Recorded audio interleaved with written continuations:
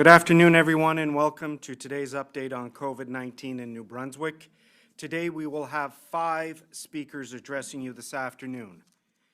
Premier Blaine Higgs, Hugh Fleming, the Minister of Health, Dr. Gordon Dow, Infectious Disease Specialist, Horizon Health Network, Dr. Nicole LeBlanc, Regional Chief of Staff, Vitalité Health Network, Dr. Jennifer Russell, Chief Medical Officer of Health. Bonjour tout le monde et bienvenue à cette mise à jour sur le COVID-19 au Nouveau-Brunswick. Aujourd'hui, 5 intervenants s'adresseront à vous.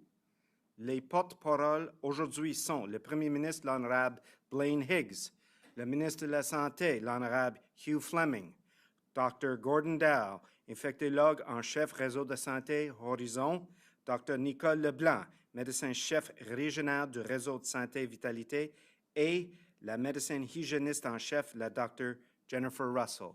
Maintenant, je vais demander le Premier ministre à vous adresser. I will now ask the Premier to come to the podium.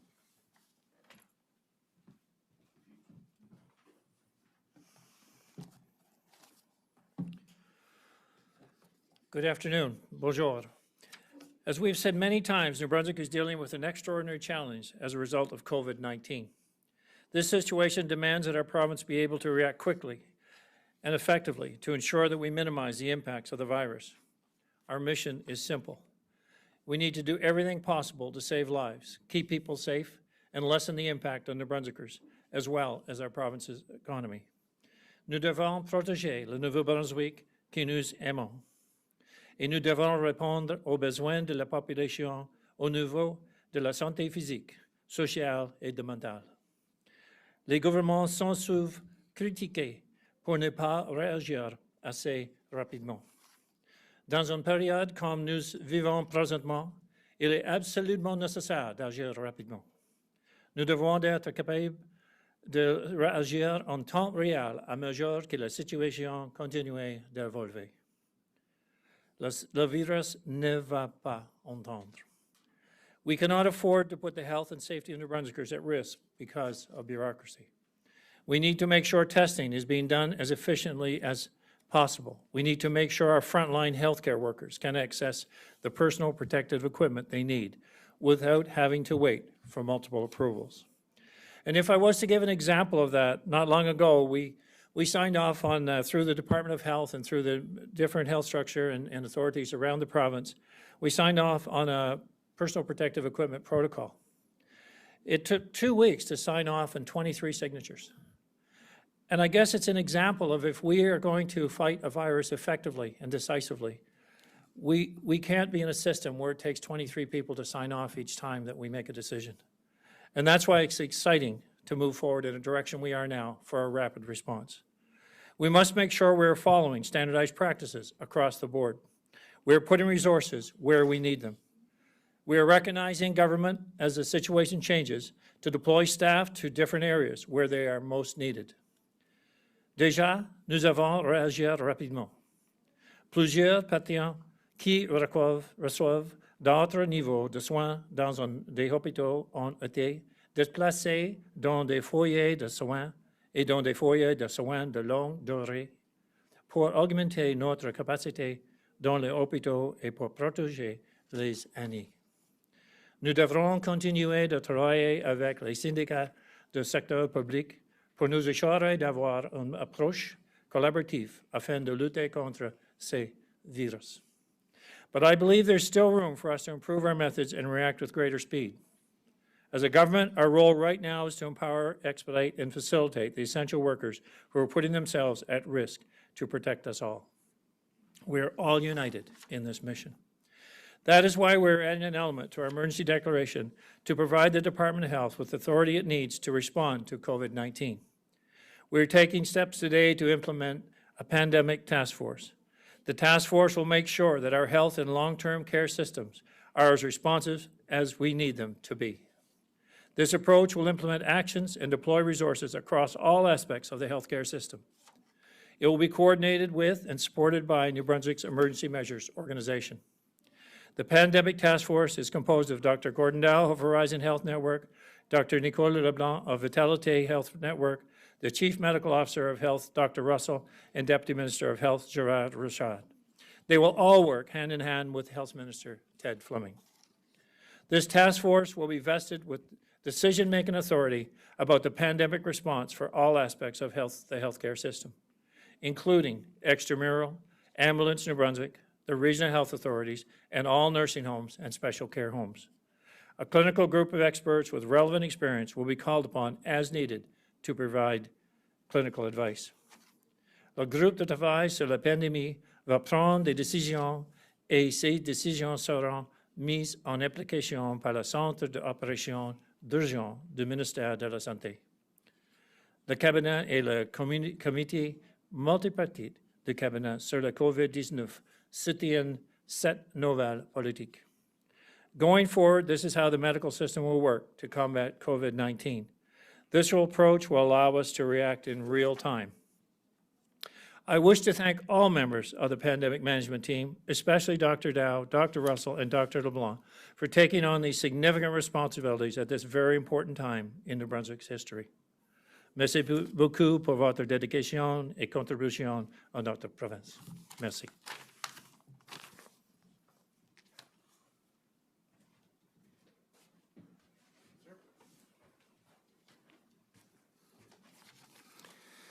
Good afternoon, ladies and gentlemen.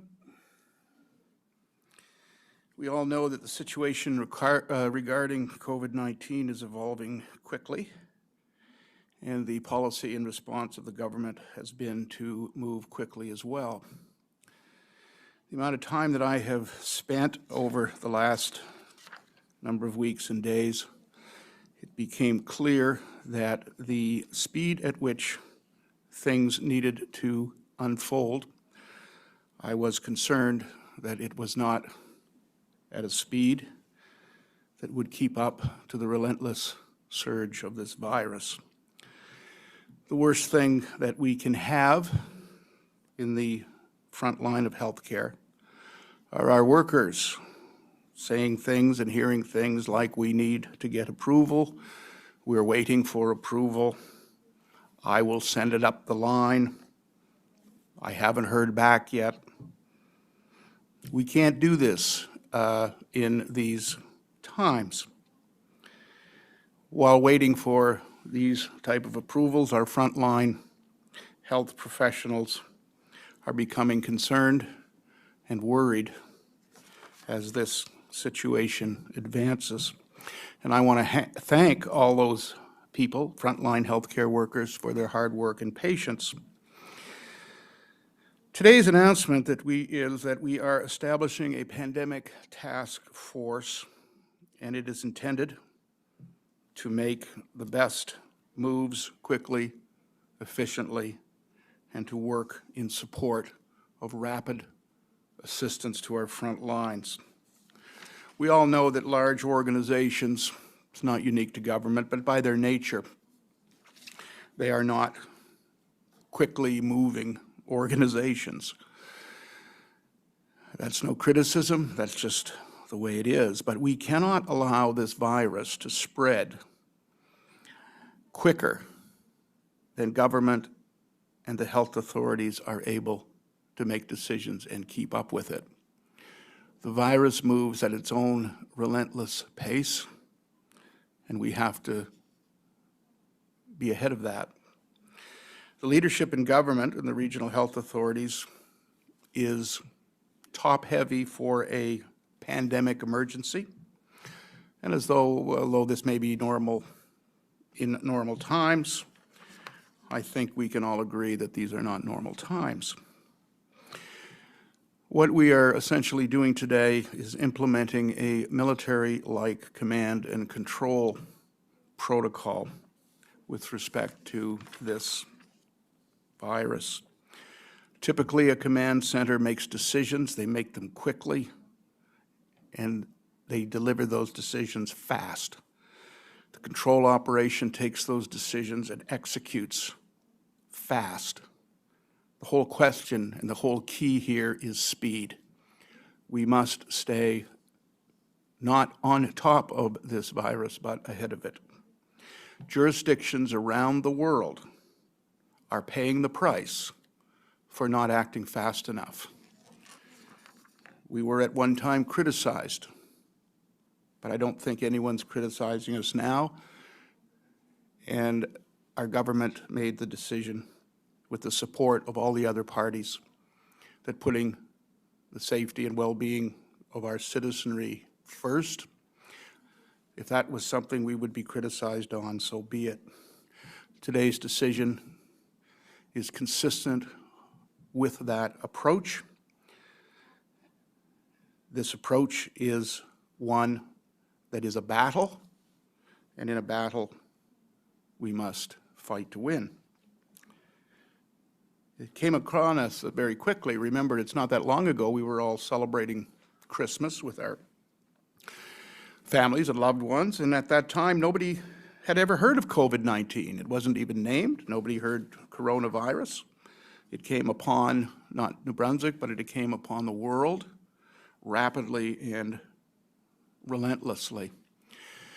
The role of government in this battle is to facilitate, expedite, open bottlenecks, take down roadblocks, break up log jams, and give the medical experts the support, the encouragement, the funds that they need, not just to fight this, but to fight and win. We need to let medical experts decide quickly, act quickly, and implement quickly. This is not unlike what we have witnessed over the past number of years with hurricanes. We don't know if this is going to be a level 3, a level 4, a level 5 hurricanes, but prudent people, they put plywood on their windows and they secure outside objects and they make appropriate provisions so that when the storm comes, we're ready. Hopefully, it will be better than we're planning for, but we need to plan for the worst and hope and pray for the best. I want to thank the members of the task force for coming together and working to protect our healthcare workers and New Brunswickers. When their province called upon them, they immediately and without reservation or hesitation came forward, working together to do what needs to be done to win. I want to thank my colleagues in government for the support of this initiative, as well as Mr. Vickers, Mr. Kuhn, and Mr. Austin, whose unwavering support for this has been appreciated and beneficial. That's the level of teamwork that we need, that will be necessary to fight and defeat this virus. With COVID-19, it is incumbent upon all New Brunswickers that every single one of us play our part. Social distancing is serious and it is necessary, and it works. It flattens the curve, so to speak. And I'm confident in this new task force. I'm confident in the people, and I'm confident in our healthcare workers, and I'm confident in New Brunswickers. Thank you.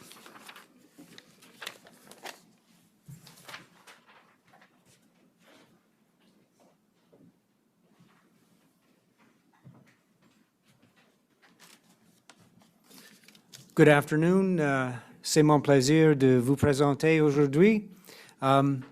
The qualities of the pandemic task force just described by Minister Fleming are designed to provide our support for our 3 defenses against COVID-19. We have 3 defenses against COVID-19, and I want to describe them to you like a hockey analogy. Think of yourself as the goalie. All New Brunswickers are the goalie, and the puck is the COVID-19 virus. So our first defense are our defensemen, and that is Dr. Jennifer Russell, who has done a marvelous job really preemptively doing things to protect the public. And these public health measures include closing our borders, identifying new cases and contacts, isolating people that require isolation, eliminating mass gatherings, and the declaration of a state of emergency, closing schools, closing businesses. Painful, but absolutely necessary. Those are all designed to block pucks from coming your way. Your second line of defense is you, the goalie. And you also have defenses. The first are your mitts, and the first thing to remember is you have to wash your hands and wash your hands and wash your hands, and don't touch your face. Your second is your mask. And the mask is there to remind you not to touch your face, number one, and number two, you'll be hearing later today about the fact that we will now be recommending masks for people who cannot maintain social distancing within and without hospitals to protect other people. The third thing is your stick. You use your stick to clean your crease, and this is about environmental cleaning.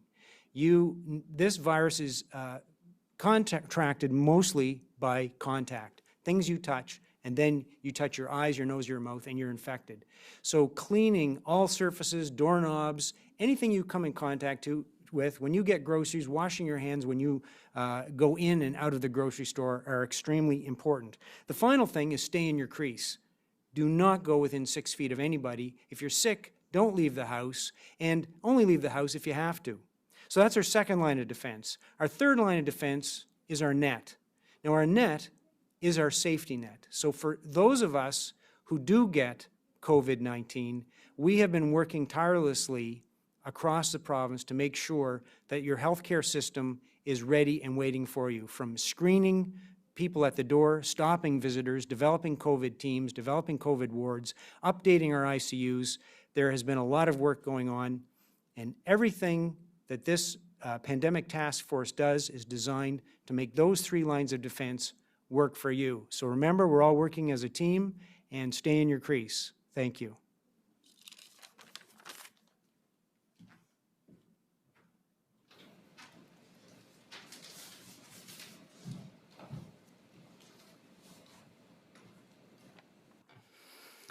Bonjour. On est en pandémie, on est à la guerre. On est dans une situation extrême qui demande des mesures extrêmes. On va être honnête, il y a beaucoup d'inconnus quand on parle de pandémie. Puis on comprend qu'il est difficile de naviguer dans l'inconnu. Mais au Nouveau-Brunswick, on est privilégié. On est privilégié d'abord parce que sous le leadership de Dr. Russell et la santé publique, on a mis en place et on a été proactif dans les actions qu'on a prises de façon très, très tôt. On a mis des mesures de distanciation physique, la bonne hygiène, le lavage des mains, on a fermé les écoles, on a fermé les lieux publics, on a arrêté les rassemblements, on a limité les frontières, on a isolé les gens qui devaient être isolés. Ceux qui sont infectés, on a contacté les contacts. Puis ça nous a permis de pouvoir bien planifier. Ça nous a permis de gagner du temps. Puis ce temps-là, dans d'autres pays, malheureusement, ils ne l'ont pas eu comme que nous, on a eu le privilège de l'avoir. Puis si on peut maintenant venir avec un plan unifié, je pense que c'est grâce à chaque citoyen et citoyenne qui a écouté les consignes, qui ont fait l'isolement, l'auto-isolement, puis qui ont fait en sorte qu'ensemble, qu'on prenne les meilleures mesures d'hygiène possibles. Puis, ce que ça nous a aussi permis de faire dans la planification, c'est que ça nous a permis de puiser de l'expérience des autres pays, mais aussi de l'expérience des autres provinces. Puis, pour donner un exemple pratico-pratique de ça, on entend souvent les gens donner beaucoup de conseils, beaucoup d'opinions. On est tous dans une situation qui est un peu difficile actuellement, puis tout le monde veut faire du mieux qu'ils peuvent pour tenter d'informer ou de tenter de faire en sorte qu'on écoute les recommandations. Mais sachez qu'on a mis en place des comités d'experts qui, avec des médecins, des chercheurs, des épidémiologistes, les gens qui nous permettent de voir les prédictions, des spécialistes, des experts dans tous les différents domaines. Ça nous a permis de mettre en place des équipes qui font l'analyse de ces données-là, l'analyse des données probantes, puis de pouvoir puiser de l'expérience et l'expertise des autres pays. Moi, je pense que ce comité ici aussi va nous donner, c'est ça va nous permettre de justement pouvoir puiser de ces grands experts-là, puis on en a plusieurs dans la province du Nouveau-Brunswick. Moi, j'ai jamais été aussi fière du leadership, puis de nos collègues de travail et des experts qui sont venus ensemble pour combattre cette pandémie. On se doit d'être rapide, efficace et unis. Fait qu'aujourd'hui, moi, je viens devant vous, pas juste avec mon expertise, mais avec l'expertise de toute mon équipe, de toute notre équipe et le support de mon PDG. On se doit d'être rapide, efficace et unis. Je le répète. On doit maximiser le partage de ces expertises-là et de maximiser l'alignement pour combattre cette guerre. Mais on a aussi besoin du public. On a besoin de chacun d'entre vous de suivre à la lettre les consignes du médecin hygiéniste en chef si on veut effectivement aplatir cette courbe. Restez à la maison et lavez vos mains. On est en pandémie, on est en situation extrême qui demande des mesures extrêmes. On est à la guerre. On va avoir besoin d'être unis plus que jamais, puis je suis convaincue qu'ensemble, on va sauver des vies.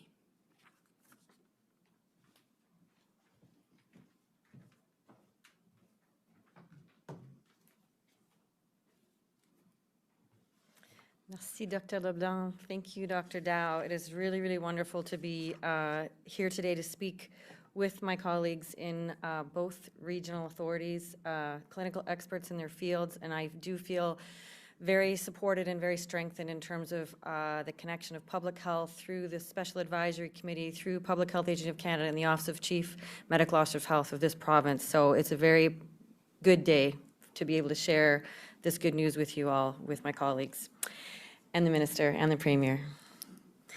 Good afternoon, everyone.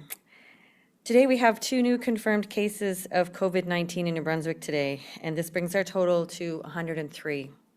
We appear to be in many ways faring better than other jurisdictions, and our case numbers have been relatively low, and our hospital admissions have been relatively few.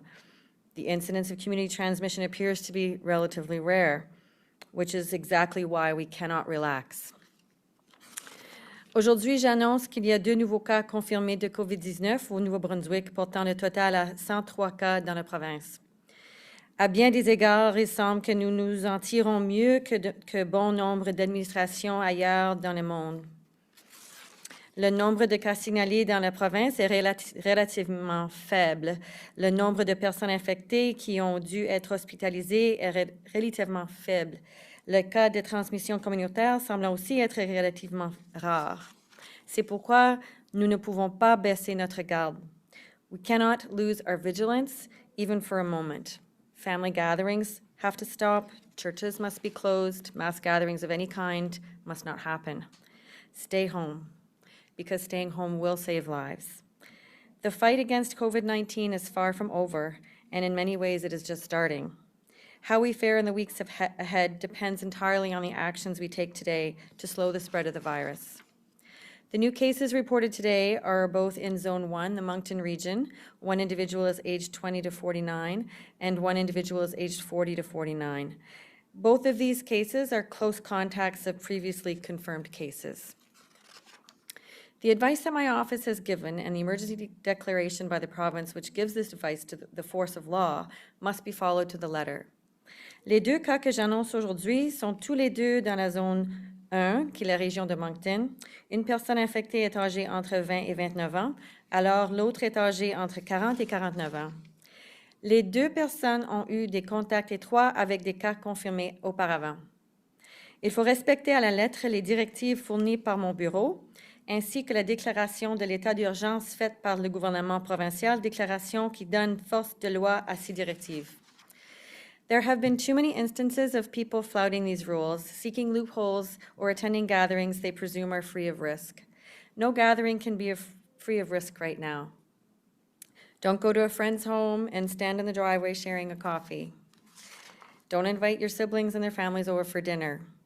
Don't go to church or attend any form of mass gatherings. When you do this, you are putting yourself and your loved ones and every New Brunswicker, including our healthcare workers, at risk. in unnecessary jeopardy. N'allez pas à l'église et ne prenez pas part à aucun rassemblement de masse. En prenant part de tels événements, vous vous mettez inutilement en danger et vous mettez inutilement en danger vos proches et tous les citoyens dans la province. Act as if you have the virus and do everything you can to avoid further spread. That means washing your hands regularly and thoroughly. That means keeping your interactions with others as brief as possible. That means maintaining that vital 6 feet of physical distancing when you encounter people outside your home. Si la santé publique communique avec vous dans le cadre de son enquête sur un contact potentiel avec une personne infectée, vous devez suivre les instructions spécifiquement précises qui vous êtes données et les suivre à la lettre. If you are contacted by public health in their investigation of a potential contact with an infected person, you must follow the specific instructions that you're given and follow those instructions to the letter. Above all, it means staying home, in your own home, and encouraging others to do the same. The sacrifices we all make now will determine the severity of this outbreak. And we can do this, but only if we take these necessary steps to slow the progress of COVID-19 in New Brunswick. Les sacrifices que nous faisons tout maintenant détermineront le degré de gravité de cette pandémie. Nous pouvons y arriver, mais nous devons prendre les mesures nécessaires pour ralentir la progression de la COVID-19 au Nouveau-Brunswick. Thank you very much.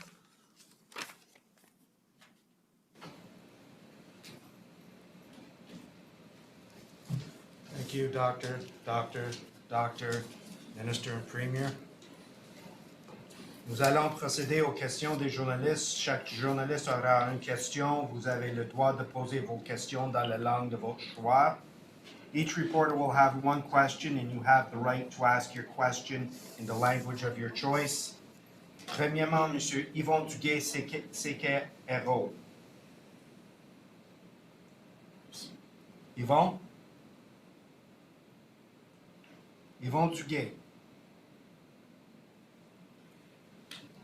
Vicky Hogarth, Charlotte County TV. Thanks, Bruce. My question is for Dr. Russell or Dr. Dower or Dr. LeBlanc. A recent study published in the Journal of American Medical Association found that under the right conditions, liquid droplets from sneezes, coughs, and just exhaling can travel more than 26 feet and linger in the air. And reports are also now showing that virus particles can be found in the ventilation systems in hospital rooms of patients with COVID-19 in China. I spoke with a doctor at MIT this morning who said that in the absence of not knowing exactly how far virus particles can travel, it's best to be conservative and play it safe. So with allergy season upon us, should we increase the 6-foot physical distance that we are having between people?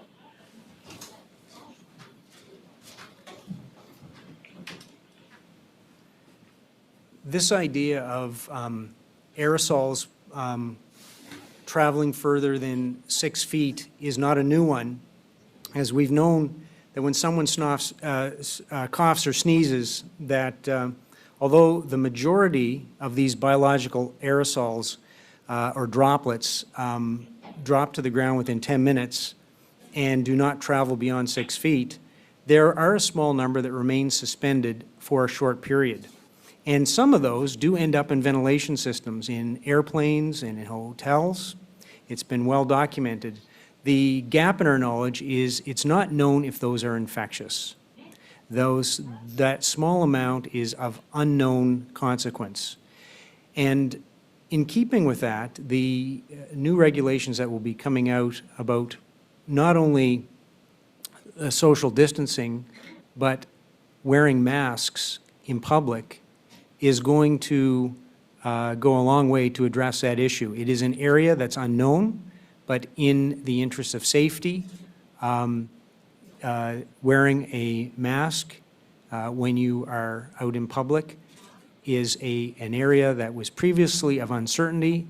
But as you know, with this pandemic, things are changing all the time, and our advice is changing with the new evidence. And so we are recommending that people start to wear a mask in public.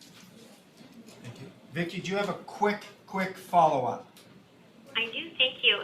As the virus spreads around the world, younger people are being hospitalized at unexpected rates. What factors do you attribute to the number of younger people, particularly in North America, who are experiencing severe cases of COVID-19?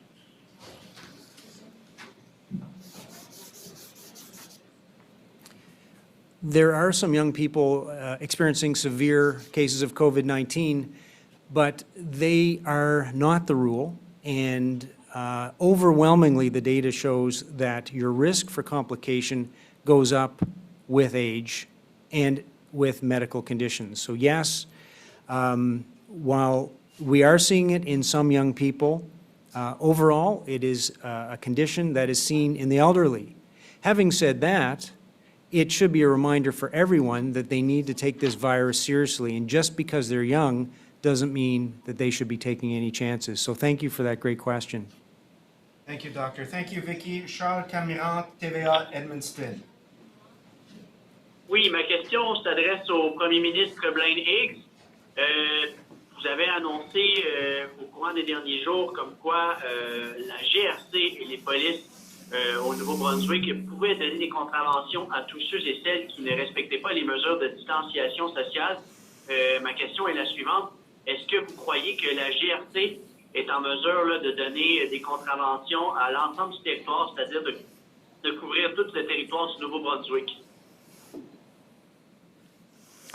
Well, I think that's why we have more than the RCMP engaged in this. We have our own safety compliance officers that are also authorized to give tickets as well. I think to date we've actually given out about 9 for violations. You know, usually the process is there's a warning requirement, and we go through that. But then in the case of border, we've seen repeated offenses of more or less people just out for a drive rather than out for a purpose.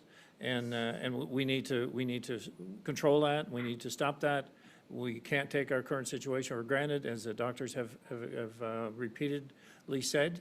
So in order for us to be ahead of this curve and stay ahead of this curve, we need to stay focused on all mitigating methods to avoid the spread. Thank you. Monsieur Camirant, as-tu suivi? Non, merci. Merci, Charles. Jacques Poitras, CBC. Hello, to the Premier or Minister Fleming. Why was this task force not put in place earlier? What has changed that makes it necessary now? Jacques, I'll start, and the minister may want to add to that. I think as the time goes on, you know, we look at where are the best practices, what have we learned from others, how do we implement a faster protocol? And I think in discussions the minister and I have had about where we can actually avoid, let's say, a lot of unnecessary discussion, a lot of unnecessary procedures, but actually deal directly with the issues, allow the professionals that have stepped up here to be to consult with whomever they wish to help us make the right decisions, and then to implement across the province in one unified fashion. You know, we'll continue to evolve. You've heard that mentioned many times. This whole ability for us to deal with this in a fast, a rapid response is based on our ability to evolve and create the right structure for making that happen. And I believe that is certainly what this is. It's like, I think Minister Fleming's referred to it as a command post, and that's what you need in a time of crisis. Minister?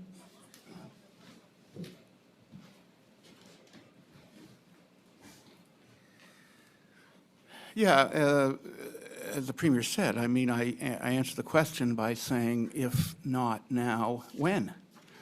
When I said in my early remarks, Christmas dinner, we didn't know there was such a thing. And the first line of defense is social distancing, it's closing schools, and then as we ramp up to the next step, which is preparing for the virus, the third stage is fighting the virus, and the fourth is the aftermath where we get things back to normal. So job one was preparation, and we've seen what Dr. Russell and public health has done. We've seen what the government has done with closing schools, getting out in front of this. And so that was really the primary focus. Job one was preventative. And let there be no mistake about it. This is going to be defeated outside of the hospital, not inside. It's going to be defeated by people changing their behavior. It's going to be defeated by prevention, because there is no cure. Don't forget that. There is no cure for this. So it is incumbent upon prevention. And when it comes to young people, sure, young people, the vast majority of them are going to, perhaps if they do get it, they're going to recover, but they may kill their grandparents. And that's the thing that young people need to realize, that it's not just about you. It is about your community, your family, your loved ones, your friends.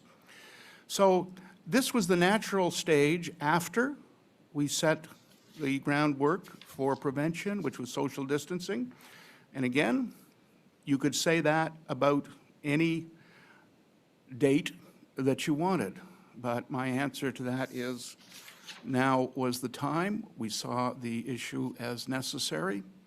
And if not now, when? Thank you. Jacques, do you have a quick follow-up?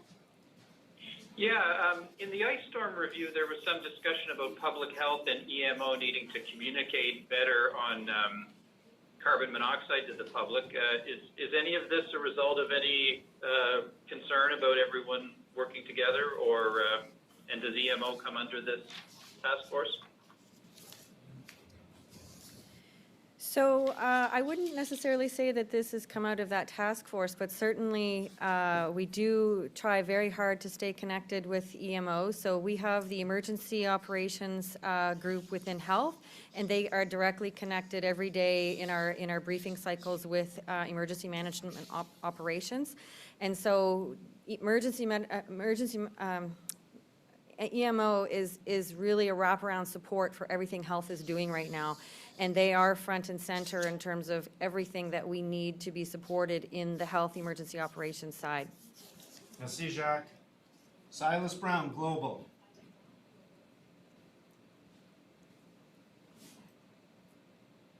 Hi there. This is for whoever feels that they can answer this. But I'm curious how many healthcare workers we have in the province, that's both health authorities and nursing home, people in nursing homes and long-term care homes. How many employees have gotten ill at this point?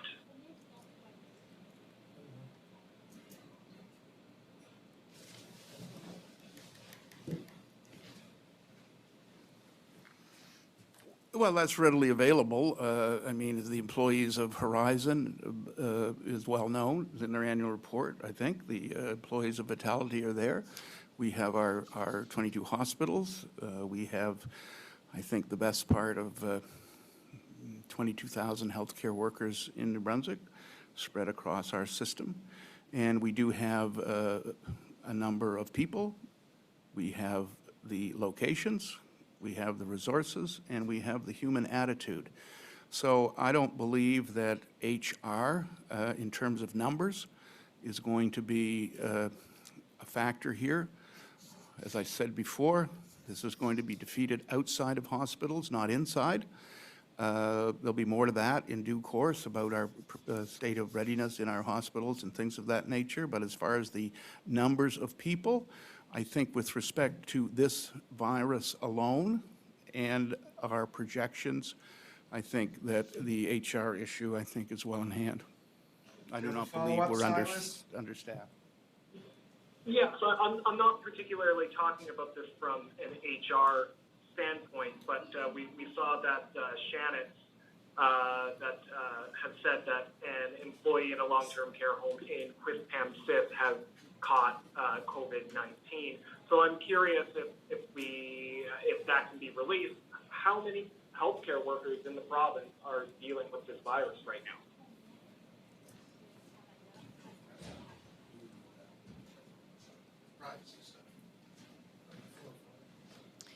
I don't have the exact numbers in front of me, so I think we are keeping track of how many healthcare workers have tested positive for COVID-19. I just don't have that number in front of me.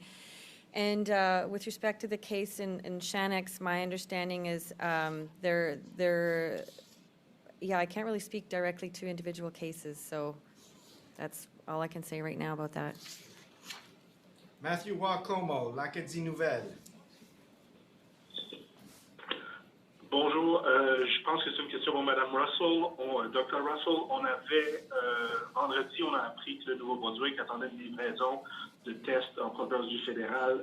Je pense que le reste, c'était lundi. Je me demandais si la livraison, la commande était arrivée et puis si ça incluait aussi de l'équipement de protection individuelle ou si on avait une commande de PPI là, qui s'en venait. Merci.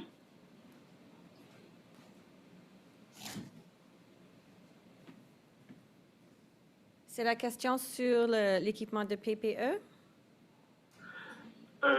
La livraison de test kits qu'on attendait pour aujourd'hui. Et je me demandais si dans cette livraison, si on avait reçu la livraison et si dans cette livraison-là, il y avait aussi du PPE ou si ça allait venir plus tard. Moi, je suis seulement au courant sur pour les échantillons, pour les tests de dépistage. Et selon moi, c'est tout arrivé. Suivi. Mathieu, as-tu un suivi? Oui, on continue à avoir des informations contradictoires des représentants du gouvernement concernant la façon dont les tests et les cas sont compilés et transmis. Est-ce que c'est par l'endroit où le test a été effectué ou est-ce que c'est par l'adresse personnelle de la personne qui a été détectée positive? Je sais, Mme Russell, que vous avez déjà parlé de ça, mais pouvez-vous nous le répéter encore une fois? Oui, alors, il y avait un changement à un point parce que c'était supposé d'être le code postal qui était la manière qu'on rapportait, mais il nous manquait des codes postales, alors on a changé au endroit où le test a été pris. Mais maintenant, on va recommencer à rapporter sur les tests et les cas sur la résidence parce que maintenant, alors le code postal, parce que maintenant, on est assuré qu'on a reçu 96,4% de l'information sur les codes postales à ce moment-ci. Merci, Mathieu. Elizabeth Fraser, CBC. Hello. My question is for Dr. Russell. We interviewed a woman who identified herself as the first community transmission case. She wants to be retested to ensure she's COVID-free before she ends her self-isolation, but says she was told by a public health nurse, you're not offering retesting anymore. Why is that? Is that because of a shortage of supplies, or can you explain any further? So I can't speak to individual cases, but I can speak in a general sense about the testing procedures and when somebody is cleared of COVID-19. And the advice from Public Health Agency of Canada and our advice from the Office of the Chief Medical Officer of Health is that when somebody has mild symptoms, who has recovered at home and did not require hospitalization, those people are considered cleared of COVID-19 14 days after the onset of symptoms. And so that is the recommendation right now. I can't speak to individual cases, though. Elizabeth, a follow-up, please. I have another question for Dr. Dow. What are the top concerns of New Brunswick medical experts in terms of the equipment that hospitals around the province will need? And how will these concerns be addressed?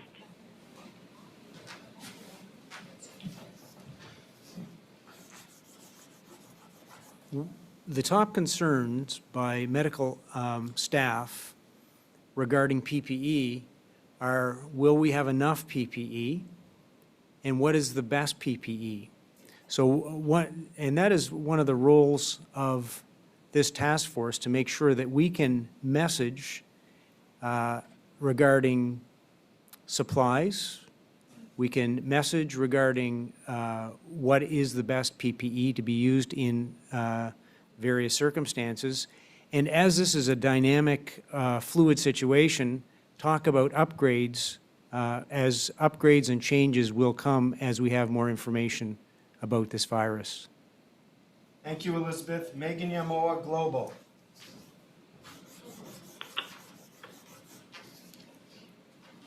Megan? We know there is a confirmed case at a daycare in Fredericton. Can you tell me what, if any, changes will be made to the cleaning or safety protocols for daycares in light of this? Hi, Megan. So I don't really speak to individual cases in terms of regional teams working on the contact tracing and public health advice. And so I will just walk you through the process again. With every single case that's diagnosed of COVID-19, our public health regional teams will do the contact tracing. So the close contacts of the individual will be contacted. If there is an institution or a business or something like that, they will give advice to that institution or business around what other people in that population need to do, whether it's self-monitoring, and they also would give very specific instructions around cleaning. And then if there had been a public exposure, then I would be announcing that and it would be on our website. So that is the procedure for each and every case as it unfolds, and my regional teams look after those processes very, very, very well. Megan, do you have a follow-up? That's everything, thank you. Thank you, Megan. Michel Corriveau, Radio-Canada.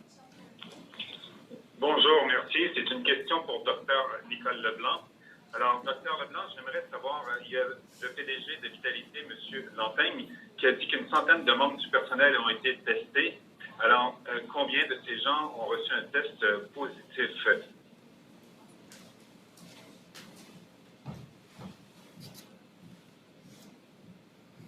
J'aimerais pouvoir répondre à votre question, mais je n'ai pas tous les détails du nombre qui ont testé positif. Je peux certainement m'en informer puis vous revenir avec la réponse. As-tu un suivi, M. Corriveau? Oui, j'ai une autre question, cette fois-ci plus pour Dr. Russell. En suivi à la question de Mathieu Roy-Como sur les tests, j'aimerais savoir, vous avez reçu des tests aujourd'hui, combien vous en avez reçus? Depuis hier, on a fait 250 tests. Vous voulez savoir combien qu'on a reçus qui sont positifs? C'était 3 que j'ai annoncé, je crois, ou 2 aujourd'hui? Non, ce que je veux dire, les tests, l'équipement pour faire des tests, vous en avez reçu aujourd'hui? Je sais seulement le total qu'on a. En total, on a 8 000. OK, donc 3 700 la semaine passée, donc vous avez reçu autour de 5 000, j'imagine. C'est ça. Merci. OK, merci. Bruce, can I ask a follow-up question? Hold on. Laura Brown, CTV. Hi there. I'm hoping to ask Dr. Dow just to, I guess, reiterate your recommendation for people wearing masks. So should people begin wearing masks, say, if they are going to work, if they work in a grocery store, or if they're going to get groceries? Should people start wearing, homemade masks? So we're talking about this today because this was the topic of discussion for the Special Advisory Committee. So all the Chief Medical Officers of Health for the country had met yesterday on this topic. And again, it was after reviewing the latest evidence-based information around masks. And we don't even really want to call them masks because technically speaking, we would like to reserve surgical masks for healthcare providers, period. So what we're talking about for the general public are face coverings, whether they be homemade, et cetera, and what the purpose of that is. So the purpose of wearing a homemade face covering or a fabric face covering is because of what we know now about asymptomatic transmission and pre-symptomatic transmission. And so the purpose of wearing such a face covering is not to protect you from getting infected with COVID from somebody else, but if you happen to be the asymptomatic person or the pre-symptomatic person, the face covering prevents you from infecting somebody else. And so that is the entire purpose of this. We do still recommend social distancing. We do still recommend hand washing. And yes, this would be for when you're out doing your groceries or running your errands when you're out in public. And again, Dr. Teresa Tam was speaking about this publicly today. So we have all of that information that we've consolidated again with the best evidence, and that is our recommendation. Laura Brown, do you have a follow-up? Yeah, just a quick one. Dr. Russell, on the website, the coronavirus website, earlier today, you talked about certain criteria, new criteria, it appeared to me, about if you could get tested, essentially. So if you have symptoms that are severe, if you're over the age of 60, if you have a history of hypertension, but that now has been taken down from the website. Is that the new criteria that you're working on heading into this week, now that you have more testing kits? So it was always our intention to shift our priorities around testing based on two things. One, the national strategy through Public Health Agency of Canada around prioritization, and some provinces who are further ahead, further along in their pandemic in terms of case numbers, they have actually gone in the direction of that prioritization. For us, again, we're still early in our pandemic in terms of the epidemiological curve and number of cases and the type of transmission, so we haven't quite shifted from exclusively travel-related cases to exclusively or the majority of cases being community transmission. So we have been doing what's called sentinel testing in hospitals and emergency departments to look for community transmission there. And as we expand our testing criteria, we expanded it to healthcare workers who had symptoms but had not traveled. And then eventually, again, including essential workers, critical infrastructure workers would be contained in that group. And anybody who works in an institution setting, so closed institutions, for instance, prisons, in correctional facilities, nursing homes, and hospitals. So those are the vulnerable groups in terms of populations that we're really concerned about. Also, obviously, people who live in vulnerable situations, low-income housing, homeless shelters, things like that. So we really, really want to be protecting those vulnerable populations. And then removing the travel requirement for the public is one of the next phases in our testing capacity and protocols. So more information on that will be provided later in the week. Thank you, Laura. Andrew Waugh. Hello. My first question is to the Premier. Premier, so we've got this task force going now. We're obviously 3 to 4 weeks into the pandemic response. You dropped some fairly strong hints that there has not been information sharing and unity and cooperation. Who dropped the ball here, and where do the heads of the regional health authorities stand? So, Andrew, this process is not about looking for heads or dropping the ball, or it's about a continuous improvement program, as you've heard me talk about for many times. The idea here is to build a structure that takes out some of the, the bureaucracy in the middle. We've been operating government like that for some time, with all the four of us, the 3 other party leaders coming together as a group, our cabinet coming together as a group in terms of quick decision making. The idea that we can streamline the bureaucracy, that's already happening, because government is certainly not functioning like it normally would. It's functioning to deal with a crisis. And this is just one more element. And we will continue to involve, and we'll continue to engage people as needed as this pandemic evolves. To do otherwise would be folly and would not be in the best interests of our citizens. Andrew Waugh, do you have a follow-up? I do. There was also references to healthcare workers kind of speaking out as if it made it sound like you've heard a bunch from them and that perhaps they were very unhappy with how things were going. And I'd also like to get an update on the mask shipment that was due today and the N95 stuff that was coming from 3M, please. Well, certainly, I'll engage the health minister here to talk about some of the details in that regard. But I think, we have a very strong communication network set up throughout the social media side, and numbers to call in, and comments and thoughts. And so the idea here is to build an organization that we can have not a whole multitude of ideas and opinions, but have them consolidated in one point, have a decision made, and then roll that out across the network, so we can avoid kind of the well, what did they say next? This is going to be a single source of information and decisions. Minister Fleming, do you want to add to that?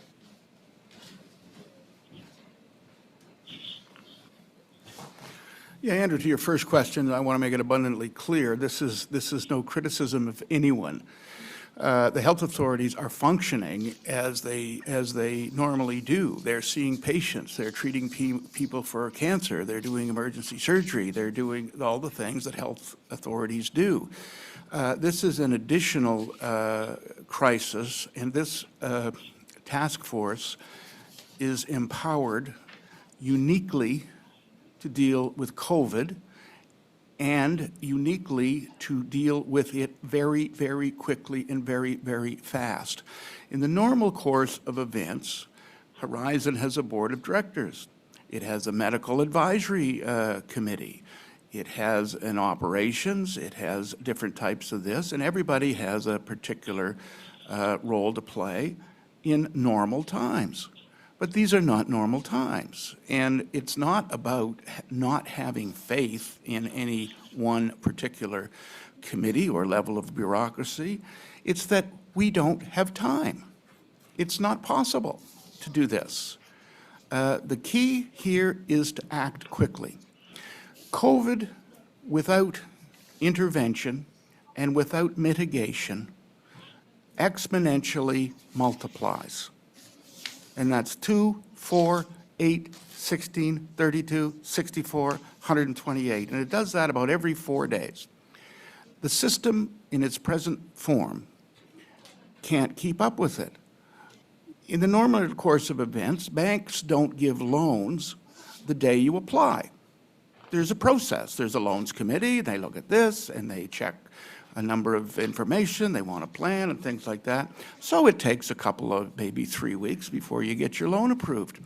Whether you're a bank or whether you're government, we don't have time to function in a manner that one would normally function when you're outside of a crisis. So the situation, whether it's the government, whether it's a bank, whether it's any kind of large organization which by their nature don't move quickly and have checks and balances and time constraints built into them. These are exceptional times. We don't have time to do this, and we need to stay ahead of this virus. We need to act fast, and the reason we're doing this is of no criticism of anyone. It is about this virus is no respecter of persons. This virus does not respect the organizational charts of any organization. It's exponentially multiplying, and this is an act of necessity. It is good planning. It is the right thing to do, and it is of no disrespect or criticism of anyone along the way. With respect to the test kits, we did get 5,000 in today, which greatly relieves the pressure on testing. And so that's good to know, and that's comforting. As far as the personal protective equipment, it is starting to flow through the federal government. Shipments are on the way. We have enough in normal times to last us out in excess of probably 12 to 14 weeks. So in situations like this, you go through them a little quicker, what is called the burn rate, and we need to balance that so that we don't use them up. I mean, if you've got a journey across the desert, you don't drink all your water on day one. And that's what we're doing here. Sensible, reasonable, balanced, putting patient and employees and healthcare workers first.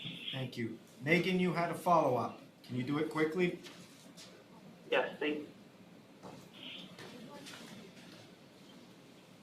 Are we concerned about daycares spreading COVID-19?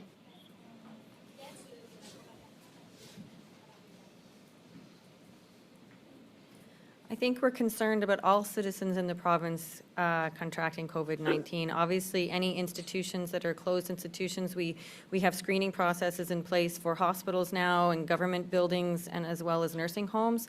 So obviously, we're concerned about all settings in all areas of the province.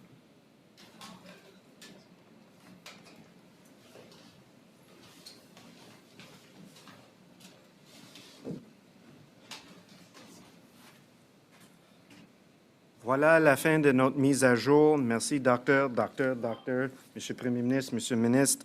That concludes today's update. Thank you, Doctor, Premier, and Minister. Thank you.